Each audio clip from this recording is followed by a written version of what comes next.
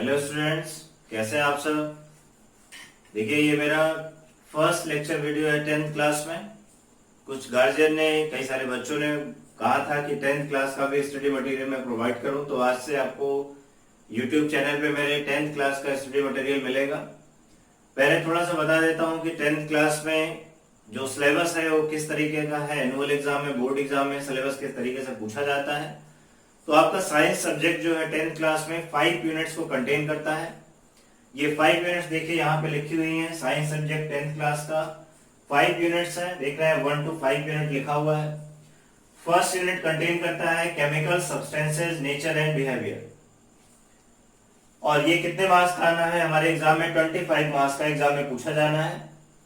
और ये पोर्शन है फर्स्ट यूनिट जो है, इसमें टोटल 5 सब्जेक्ट और 5 चैप्टर्स होते हैं टोटल। और ये 5 चैप्टर केमिस्ट्री पोर्शन को रिप्रेजेंट करते हैं। आपका साइंस सब्जेक्ट 3 पोर्शंस को रिप्रेजेंट करेगा। 3 पोर्शंस होंगे और ये 3 पोर्शंस 5 यूनिट्स में डिवाइडेड होंगे। 3 पोर्शंस में कौन कौन होंगे? केमिस्ट्री होगा, बायोलॉजी होगा और फिजिक्स होगा। पहले अपने सिलेबस को ध्यान से समझ ले। जैसा कि आप 9th क्लास में पढ़ते थे, बिल्कुल ऐसा ही 10th क्लास में भी साइंस सब्जेक्ट 3 पोर्शंस में डिवाइडेड है। तो पहला पोर्शन जो यूनिट फर्स्ट का है, ये केमिस्ट्री के पोर्शन को रिप्रेजेंट करेगा। तो आप देख रहे हैं कि सबसे पहली यूनिट जो है chemical substances, nature and behaviour 25 marks की है और सबसे बड़ी यूनिट ये है। और देखिए, सबसे बड़ा मार्क्स भी यहीं पे ऑब्टेन होना है हमको। तो ये यूनिट टोटल 5 चैप्टर को कंटेन करती है, मतलब फर्स्ट यूनिट 5 चैप्टर्स को कंटेन करती है। तो हम पहले स्टार्ट यहीं से करेंगे फर्स्ट यूनिट से। तो हमारा जो फर्स्ट यूनिट का फर्स्ट चैप्टर होगा वो है chemical reaction and chemical equations. यहां पे हम समझेंगे कि कैसे केमिकल रिएक्शन होते हैं और उन केमिकल रिएक्शंस को हम कैसे शॉर्ट फॉर्म में रिप्रेजेंट करते हैं, जिसे हम केमिकल इक्वेशन कहते हैं। ठीक है, केमिकल रिएक्शन क्या होता है पहले जाने। 9th क्लास में हमने पढ़ा था कि 2 तरह के चेंजेस होते हैं हमारे अराउंड में, एक फिजिकल चेंज होता है और एक केमिकल चेंज होता है। तो पहले आपको फिजिकल चेंज में दिखा देता हूं कि क्या होता है फिजिकल चेंज, उसके बाद आएंगे केमिकल चेंज पे। और chemical change is very much related to the chemical reaction. तो पहले देखते हैं कि फिजिकल चेंज क्या होता है। पहले देखते हैं कि फिजिकल चेंज कैसे होता है। और हमने फिजिकल चेंज ऑलरेडी देखा हुआ है। देखिए, हमारे पास एक आइस है, ये देखिए आइस है, सभी ने देखा होगा। देखिए आइस देखा है सभी ने। ये देखिए हमारे हाथ में आइस है, दिख रही है। ठीक है, अब आप इसको अपने हाथ में ऐसे, आपके हाथ घर में फ्रीज होगी तो वहां से आइस का एक छोटा सा पीस निकालिए और अपने हाथ पे ऐसा रख दीजिए। अब आप देखोगे, जब आइस को अपने हाथ पे आप लोगे तो देखोगे कि धीरे धीरे ये करके मेल्ट करेगी। देखो ये मेल्ट कर रही है और देखो मेल्ट करके ये वाटर बना रही है, दिख रहा है ना। देखो एक एक वाटर की ड्रॉप गिरती जा रही है, दिख रहा है सभी को। ये क्या बन रही है? आइस जो है, देखिए आइस जो है कन्वर्ट हो रहा है किसमें? वाटर में। ठीक है, तो इसको लिखते हैं कि कैसे ये कन्वर्जन हो रहा है और ये कन्वर्जन कैसे फिजिकल चेंज में, ऑब्जर्वेशन में आएगा।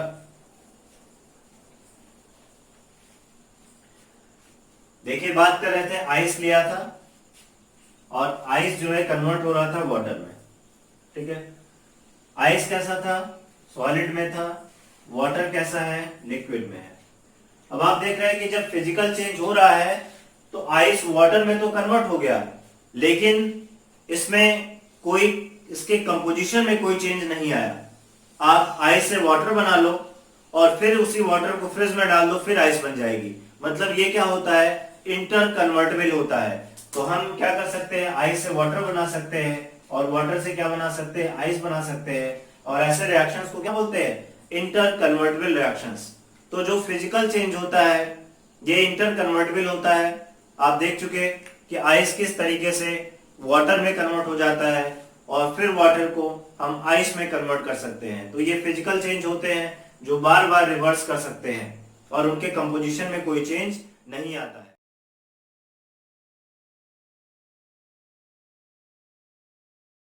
केमिकल चेंज को एक एग्जांपल से समझते हैं।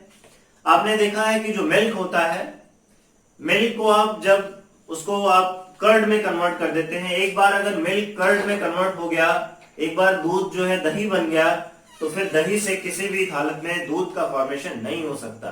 इसका मतलब जब मिल्क कर्ड में कन्वर्ट हो जाता है तो फिर कर्ड हमारी मिल्क में कन्वर्ट नहीं हो सकती। ऐसे केमिकल चेंजेस के बहुत सारे एग्जाम्पल हमारे अराउंड में होते हैं। जैसे एक बार कैंडल बर्न हो जाए तो फिर जो बर्न होने के बाद जो हमें मिलता है उसका बेस प्रोडक्ट मिलता है वो फिर से कैंडल में कन्वर्ट नहीं हो सकता। जैसे जो हम फूड लेते हैं एक बार जब वो डाइजेस्ट होके हमें एनर्जी और ब्लड में कन्वर्ट हो गया तो वो फिर से हम उसको उस फूड में कन्वर्ट नहीं कर सकते। बहुत सारे एग्जांपल हैं जो केमिकल चेंजेस में हैं। तो यहाँ देखते हैं कि जो केमिकल चेंजेस होते हैं उनमें इंटर कन्वर्जन पॉसिबल नहीं होता। सबसे आसान तरीका समझने का यही है कि यहाँ पे इंटर कन्वर्जन पॉसिबल नहीं होता। अगर एक बार केमिकल चेंज हो गया तो फिर वो इंटर कन्वर्ट होके अपने इनिशियल स्टेट में नहीं आएगा। जैसे कर्ड अपने इनिशियल स्टेट मिल्क को ऑब्टेन नहीं कर रहा था। समझ गए बात? अब कोई दिक्कत है? तो केमिकल चेंज जब होता है तो अब मैं फिजिकल चेंज को हटा देता हूं क्योंकि अब हमें जो काम है वो किसका है? केमिकल चेंज का है। तो अब ध्यान से समझिएगा कि जब कोई केमिकल चेंज होता है तो क्या क्या प्रोसेस होती हैं जो इन्वॉल्व हो सकती हैं। यहां पे देखिए लिख रहा हूं केमिकल चेंज, केमिकल चेंजेस में इन्वॉल्व। पहला क्या है? चेंज हो सकता है। अभी देखा था स्टेट चेंज हो जाता था तो क्या लिख सकते हैं? Change in state. Change in state कई बार होगा कि स्टेट में चेंज हो जाएगा। जैसे आप देखते हैं कि कार्बन कोयला जो होता है, कोक होता है, वो सॉलिड होता है। उसको जब बर्न करते हैं तो बर्न करने के बाद उसका जो क्रिस्टलाइन फॉर्म होता है वो देखते हैं कि राख में एस में कन्वर्ट हो जाता है। किस में कन्वर्ट हो गया? एक एस में कन्वर्ट हो गया जिसको राख बोलते हो आप। तो कार्बन क्रिस्टलाइन फॉर्म का था और वो राख में कन्वर्ट हो गया, यानी कोयला जलने के बाद क्या बन जाती है? राख बन जाता है। तो स्टेट में चेंज आ जाता है। ठीक है। दूसरा देखिए चेंज इन कलर। कलर में भी चेंज आता है। अभी हम कई सारे रिएक्शन दिखाएंगे जहां पे कलर में चेंज आ जाएगा। जैसे रस्टिंग ऑफ आयरन। देखते हैं आयरन का जो अपर सरफेस होता है क्लीन होता है, शाइनी सरफेस होता है मेटल का, लेकिन जब वो रस्ट बना लेता है, आप देखिए इसको दिखा रहा हूं, आयरन है ये।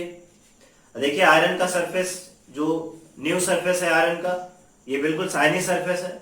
लेकिन जब इसकी रस्टिंग हो गई तो रस्टिंग होने के बाद देखिए इसका सरफेस ब्राउन कलर का हो गया। दिख रहा होगा? ब्राउन कलर का हो गया। तो देख रहे हैं कलर में भी चेंज आता है। तो क्या हुआ? नेक्स्ट जो चेंज होता है change in colour. Third change देखिए क्या हो सकता है? Change in temperature. टेम्परेचर में भी चेंज आता है। कई बार आपने देखा है, जैसे एक एग्जांपल बताता हूं टेम्परेचर चेंज का।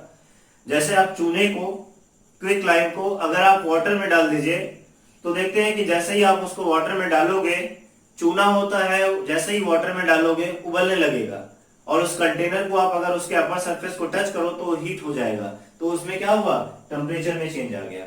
समझ गए बात? फोर्थ देखिए क्या चेंज हो सकता है? फॉर्मेशन ऑफ प्रेसिपिटेट हो सकता है। फॉर्मेशन ऑफ प्रेसिपिटेट हो सकता है। प्रेसिपिटेट मतलब होता है कि एक सॉलिड का फॉर्मेशन हो जाए। जैसे जब हम दो लिक्विड को मिलाएं तो दो लिक्विड को मिलाने के बाद जो बनेगा उसे क्या बोलेंगे? सॉल्यूशन। और वो सॉल्यूशन में अगर कोई सॉलिड सेपरेट आउट हो जाए, सॉलिड वहां से अलग होने लगे, तो उसको प्रेसिपिटेट बोलते हैं। समझ गए बात? तो प्रेसिपिटेट का फॉर्मेशन होना भी केमिकल चेंज को बताता है। क्या क्या बताया मैंने? स्टेट में चेंज हो सकता है, कलर में चेंज हो सकता है, टेम्परेचर में चेंज हो सकता है, कोई प्रेसिपिटेट बन सकता है। ये सब जो होते हैं केमिकल चेंज को इन्वॉल्व करते हैं। मतलब अगर इतना कुछ हो रहा है, इसमें से कोई एक हो रहा है, एक और है, फिर जो है यहाँ पे इवोल्यूशन ऑफ गैस, कोई गैस इवॉल्व हो, कोई गैस निकले। अगर कोई चेंज हुआ और उसमें गैस का फॉर्मेशन हो गया, गैस निकल रही है, गैस के बबल्स उसमें से निकल रहे हैं, तब भी उसको केमिकल चेंज में कंसीडर किया जाएगा। अब जब केमिकल चेंज होता है तो केमिकल रिएक्शन होगा। मतलब कोई केमिकल रिएक्शन होने के लिए जरूरी है कि पहले कोई केमिकल चेंज हो। ठीक है ना? या कहें कि ये दोनों एक ही सिक्के के दो पहलू हैं, कि मतलब केमिकल चेंज हुआ तो केमिकल रिएक्शन होगा ही होगा, या हम बोले कि केमिकल रिएक्शन हुआ है तो पक्का है कि केमिकल चेंज हुआ होगा, तभी केमिकल रिएक्शन प्रोसीड हुआ। समझ गए बात?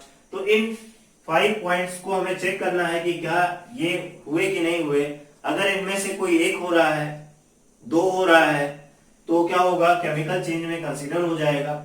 ठीक है।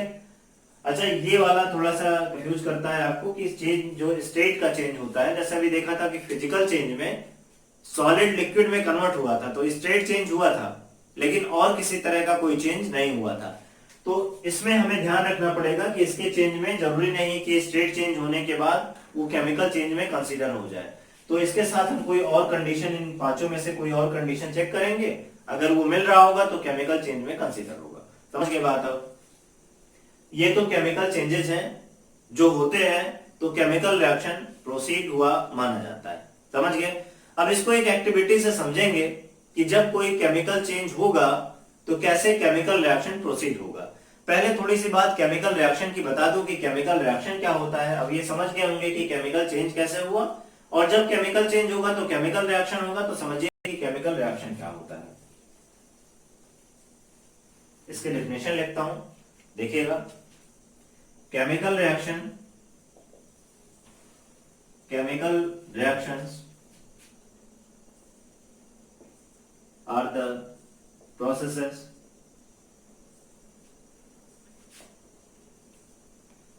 in which, so the definition of a chemical reaction is, chemical reactions are the processes in which new substances, आपको ध्यान रखना है, new substances क्या बनेगा, एक नया substance बनेगा, having new properties are formed। जो भी बनेगा एक नया substance बन जाएगा। जैसे अभी आपने देखा कि मिल्क का कर्ड में कन्वर्ट होना, मिल्क से कर्ड बना तो क्या बना, एक नया सब्सटेंस बना। और आप जानते हो कि कर्ड की जो प्रॉपर्टी होती है मिल्क की प्रॉपर्टी से बिल्कुल डिफरेंट होती है। तो यहाँ पे देखना है कि जब भी कोई केमिकल रिएक्शन होगा तो एक नया सब्सटेंस बनेगा, जैसा कि कर्ड बना मिल्क से तो एक नया सब्सटेंस बन गया, और कर्ड की प्रॉपर्टी मिल्क से बिल्कुल डिफरेंट होती है। समझ गए? कोई दिक्कत है? तो इसे हम क्या बोलते हैं, केमिकल रिएक्शन। तो chemical reactions are the processes in which new substances having new properties are found. अब कई सारे एग्जांपल हैं इसको, आप बोल सकते हो कि formation of curd from the milk, digestion of food, burning of coal, burning of LPG, burning of petrol, diesel, जितने भी फ्यूल्स होते हैं सबकी बर्निंग इसमें आती है। ठीक है। रस्टिंग ऑफ आयरन, आयरन की रस्टिंग आपने देखा होगा। अभी हमने कलर चेंज में आपको रस्टिंग ऑफ आयरन दिखाया था, तो रस्टिंग ऑफ आयरन भी इसके एग्जांपल में आता है। तो एक दो एग्जांपल आप वहां पे जरूर देंगे अगर केमिकल रिएक्शन पूछता है आपसे। तो एक एग्जांपल देता हूं, क्या, रस्टिंग ऑफ आयरन, आयरन की रस्टिंग होती है। ठीक है। Digestion of food, digestion of food, ये बहुत सारे कॉमन एग्जांपल दे रहा हूं जो आपने पढ़े हुए हैं। बर्निंग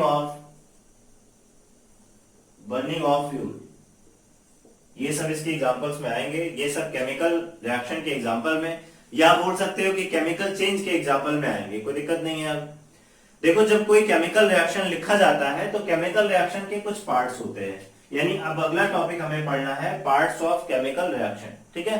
अब केमिकल रिएक्शन में 2 पार्ट्स होते हैं, ध्यान से समझे। केमिकल रिएक्शन में जो हम लेफ्ट हैंड साइड में लिखते हैं उसे रिएक्टेंट बोलते हैं। उसे क्या बोलते हैं, रिएक्टेंट बोलते हैं। ये हमेशा किधर आएगा, लेफ्ट हैंड साइड में आएगा। और फिर एक एरो दिखाया जाएगा, रिएक्टेंट होंगे, उसके बाद एक एरो रिप्रेजेंट किया जाएगा। ये एरो क्या बताएगा, डायरेक्शन ऑफ रिएक्शन, ये बताएगा डायरेक्शन ऑफ रिएक्शन, मतलब रिएक्शन हमारा किस डायरेक्शन में जाएगा, उसका एरो का साइन उसी डायरेक्शन में उसका हेड होगा। समझ गए? कोई दिक्कत है? और लेफ्ट हैंड साइड में जो लिखा जाएगा वो क्या होगा, प्रोडक्ट्स होंगे।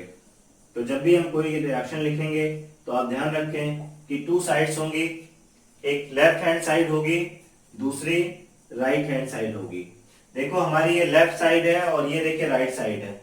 तो एक लेफ्ट साइड होगी, लेफ्ट साइड में जो भी कुछ लिखा होगा वो रिएक्टेंट होगा, राइट हैंड साइड में जो कुछ बनेगा वो न्यू प्रोडक्ट होगा, हमारा नया सब्सटेंस जो बना था वो राइट हैंड साइड में लिखा जाएगा। और ये एरो इस डायरेक्शन को रिप्रेजेंट करेगा कि रिएक्शन किस साइड से किस डायरेक्शन में जा रहा है। कोई दिक्कत है आपको? तो समझ गए होंगे कि केमिकल रिएक्शंस को रिप्रेजेंट करने के लिए हम इस तरह का एक शॉर्ट फॉर्म इस्तेमाल करेंगे, जिसको हम क्या बोलते हैं, इसी को हम क्या बोलते हैं, केमिकल इक्वेशन बोलते हैं। लेकिन केमिकल इक्वेशन हमारा अगला टॉपिक है। पहले हम केमिकल रिएक्शन में कुछ और एक्टिविटीज करेंगे। पहले ये समझ गए आप कि जब भी मैं कोई केमिकल रिएक्शन लिखूंगा तो उसमें एक रिएक्टेंट होगा। रिएक्टेंट एक हो सकता है, एक से ज्यादा भी हो सकता है, और अगर दो रिएक्टेंट आ गए तो दोनों को प्लस का साइन लगा के ऐड कर लूंगा। समझ गए? ये प्रोडक्ट का साइड है, ठीक, और ये एरो क्या रिप्रेजेंट कर रहा है, डायरेक्शन ऑफ रिएक्शन को रिप्रेजेंट करता है। ठीक है, एक एग्जांपल लेके इसको समझाता हूं कि कैसे रिएक्टेंट बनेगा, कैसे प्रोडक्ट्स दिखाए जाएंगे। ठीक है, आप देखिए आपके यहाँ एक एक्टिविटी है। फर्स्ट एक्टिविटी आपके यहाँ एग्जाम में, बोर्ड एग्जाम में एक्टिविटी से क्वेश्चंस पूछे जाते हैं। कोई एक एक्टिविटी देगा, बोलेगा कि give the name of the compound form in this activity and give the chemical reaction involve. तो आपको ये बताना होता है कि क्या क्या होता है। जैसे फर्स्ट एक्टिविटी जो है, फर्स्ट एक्टिविटी आप अपनी बुक में देखेंगे, एक्टिविटी फर्स्ट, या अपनी बुक को आप एनसीईआरटी को मोबाइल में डाउनलोड कर लीजिए जब तक नहीं मिल रहा हो, और एक्टिविटी फर्स्ट को केवल वहां पे देखिए, इस तरह के एक कॉलम बना के वहां पे लिखा होगा, एक फिगर बना होगा उसी के बगल, उसको देखेंगे। यहाँ पे देखिए एक फिगर बना होगा आपकी बुक में, वहां पे एक बंसन फ्लेम बनी होगी इस तरीके से। ये जैसे आपका कैंडल होता है उस तरह की एक फ्लेम होती है। आप अभी ऐसे ही जानो कि हम कैंडल जलाते हैं, और एक टॉन्ग होता है जिसकी हेल्प से हम इसको ले आते हैं इस पे।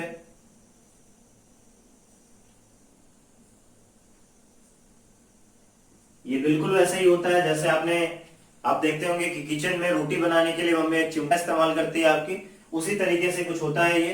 तो इसको क्या करते हैं, इसको मैग्नीशियम मेटल को होल्ड करने के लिए इस्तेमाल करते हैं।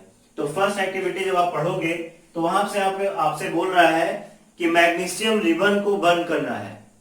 ठीक है, तो इस टर्म से क्या करेंगे, मैग्नीशियम रिबन को यहां पे लेंगे। सपोज ये मैग्नीशियम रिबन है, ये देखिए मैग्नीशियम रिबन का एक छोटा सा पार्ट यहाँ पे ले रहे हैं। ये देखिए मैग्नीशियम का एक रिबन है जिसको हमने ऐसे ब्लैक से दिखा रखा है। ऐसे ये सिल्वरी व्हाइट कलर का होता है। मैग्नीशियम जो होता है मेटल है, सिल्वरी व्हाइट कलर का मेटल होता है। अब इसको देखिए इस बंसन फ्लेम पे ले आए। ठीक है, अब इसको जब बर्न करेंगे तो आप एक्टिविटी में देखोगे उसमें लिखा होगा कि अपने आप से दूर रखिए, क्योंकि ये जो मैग्नीशियम होता है एक डेस्लिंग व्हाइट फ्लेम प्रोड्यूस करता है। डेस्लिंग मतलब होता है कि काफी चमकदार व्हाइट फ्लेम प्रोड्यूस होती है, जो हमारी आइस के लिए हमारे हार्मफुल होती है। इस वजह से इसको हम दूर से ऐसे कैंडल लगा दिया, फ्लेम लगा दिया, और यहां से टॉन्ग से ऐसे पकड़ के दूर से इसको हम एक्टिविटी को करेंगे जिससे हम काफी दूर रहे इससे। अब क्या होगा, यहाँ पे ये जो मैग्नीशियम लिया था, यहाँ पे देखिए हमने एक कंटेनर लगा रखा है, एक बाउल लगा दिया। अब ये जब मैग्नीशियम बर्न करेगा तो बर्न करने के बाद ऐसे पाउडर्ड फॉर्म में यहाँ पे गिरेगा, यहाँ पे आके ऐसे पाउडर्ड फॉर्म में कलेक्ट हो जाएगा, ऐसे पाउडर्ड फॉर्म में। ये जो यहाँ पे कलेक्ट होगा ये क्या होगा, ये व्हाइट कलर का, इसे बोलते हैं व्हाइट एश, मतलब ये व्हाइट कलर का पाउडर बन जाता है। ठीक है, व्हाइट कलर का ये पाउडर फॉर्म में हमें एश मिलता है। तो यहां देख रहे हैं कि ये मेटल था, क्रिस्टलाइन फॉर्म में था। अभी देखिए बर्न होने के बाद व्हाइट कलर का इसमें पाउडर कन्वर्ट हो गया। तो आपसे पूछेगा कि इस केमिकल रिएक्शन में, इस एक्टिविटी में हुआ क्या। तो क्या हुआ, यहाँ पे देखिए मैग्नीशियम है, इसका फार्मूला क्या होता है, Mg, मैग्नीशियम है। ठीक है, तो देखिए मैग्नीशियम लिया, इसको बर्न कराया ऑक्सीजन की प्रेजेंस में, आप जानते हो बर्न होगा। बर्न होने के बाद देखिए इसने व्हाइट कलर का एक पाउडर फॉर्म में व्हाइट कलर का एक एश प्रोड्यूस करा। तो ये क्या बना था, ये देखिए बना, इसने बनाया क्या था, 2MgO, that is magnesium oxide. ठीक है, देखिए मैग्नीशियम को ऑक्सीजन के साथ बर्न किया, और बर्न करने के बाद ये क्या बना दिया, मैग्नीशियम ऑक्साइड का फॉर्मेशन हो गया। ये देखिए मैग्नीशियम ऑक्साइड बना हुआ है, ये यहाँ पे लिखा हुआ है। तो ये देख समझ रहे बात, मैग्नीशियम को ऑक्सीजन के साथ बर्न किया, क्या बन गया, मैग्नीशियम ऑक्साइड का फॉर्मेशन हो गया। थोड़ा बड़ा लिख देता हूं, शायद ना दिख रहा हो आपको। एक्टिविटी फर्स्ट कर रहे हैं हम लोग। देखिए यहाँ पे मैग्नीशियम लिया है, ऑक्सीजन के साथ बर्न करा रहे हैं, क्या बन गया है, मैग्नीशियम ऑक्साइड का फॉर्मेशन हो गया है। ठीक है, अभी आपको बताया था कि जो ये साइड होता है, इस वाली साइड को हम क्या बोलते थे, लेफ्ट हैंड साइड, बताया था ना आपको। ये क्या है, लेफ्ट हैंड साइड है। लेफ्ट हैंड साइड में देखिए मैग्नीशियम मेटल है, एक रिएक्टेंट ये है, दूसरा ऑक्सीजन गैस है, एक रिएक्टेंट ये है। देखिए एक एरो बना है जो डायरेक्शन को दिखा रहा है कि रिएक्शन एक साइड से, लेफ्ट हैंड साइड से राइट हैंड साइड में जा रहा है। ये कौन सा साइड है? राइट हैंड साइड है, दिख रहा है। ये डायरेक्शन ऑफ रिएक्शन को दिखा रहा है। और ये क्या है? प्रोडक्ट है। प्रोडक्ट किस साइड बनता था? Right hand side. रिएक्टेंट किस साइड होता था? Left hand side. मतलब ये दोनों क्या हो गए? रिएक्टेंट। तो यहां लिखते हैं इस साइड में क्या होगा? रिएक्टेंट होगा। और इस साइड में क्या बनेगा? प्रोडक्ट बनेगा। समझ गए बात? तो आपसे अगर एग्जाम में पूछे कि इस एक्टिविटी में क्या बना था, उसका केमिकल रिएक्शन दीजिए, कंपाउंड का नेम बताइए, तो देखिए केमिकल रिएक्शन लिखा है 2Mg मैग्नीशियम रिबन से मिला था, ऑक्सीजन के प्रेजेंस में बर्न कर रहा था और क्या बना रहा था? मैग्नीशियम ऑक्साइड का फॉर्मेशन कर रहा था। नाम लिख देता हूं इसका। ये क्या है? Magnesium oxide. Magnesium oxide. समझ गए?